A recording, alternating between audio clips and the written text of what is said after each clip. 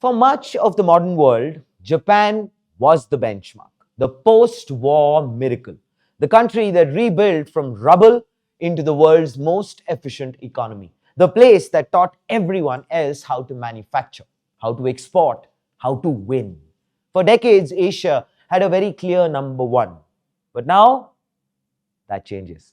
India has overtaken Japan. We are, of course, now the world's fourth largest economy. It's a big moment, not because of the ranking, but because of how we got here. Japan grew by exporting to the world. India is growing by building a market at home and by moving up the value chain. That puts us in a different place altogether.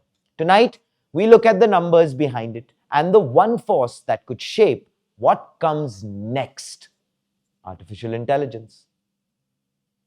And before we celebrate this moment, I want to take a moment of your time and celebrate with you.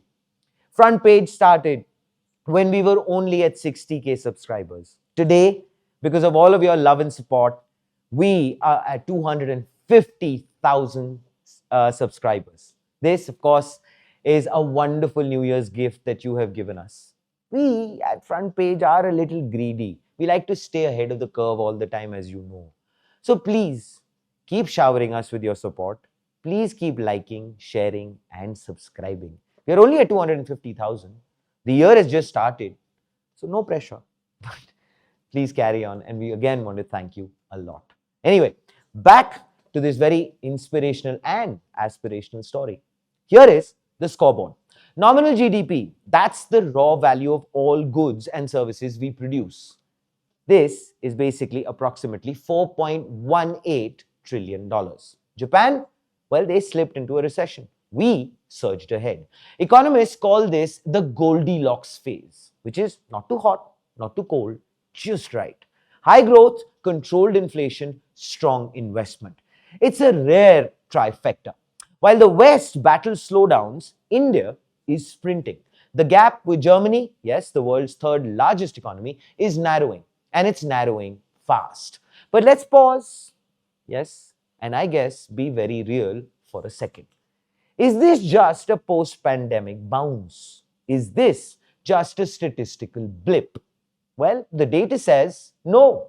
Domestic demand is up. We are buying more. Industrial output is up. Factories are running hotter. Services are booming. But to stay ahead, to catch Germany, we need a new engine. We need a turbocharger. And ladies and gentlemen, put your hands together for the one and the only AI. Yes, the government's math is quite bold. They estimate artificial intelligence could add $1.7 trillion to the Indian economy by 2035. Let me repeat that. $1.7 trillion. That is not pocket change. That is roughly the size of the entire Australian economy, added just through smart code and silicon. This is the IndiaAI mission. So, what is the government actually doing?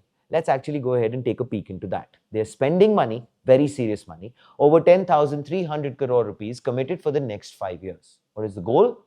Compute capacity. The government is procuring tens of thousands of GPUs, graphics processing units. These are the brains behind the AI. They are making them accessible to startups, to researchers, to the kid in a dorm room with $1 billion idea. Yes, if you're watching, we already are congratulating you.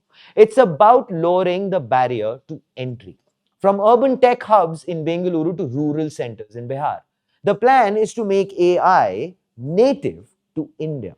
Now, well, I guess I think I know what you're thinking. Great numbers, but what about my job? Is ChatGPT coming for my paycheck? Well, it's the classic fear. But there is, of course, a catch, as there always is. The industry estimates demand for data scientists and AI engineers is only skyrocketing.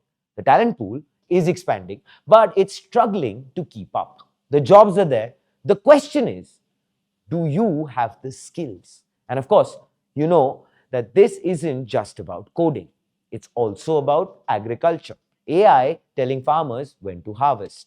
And about healthcare. AI spotting tumors doctors might miss. And its impact on the informal economy, using voice-to-text AI to help a shopkeeper get a loan without, well, filling out English forms. The vision?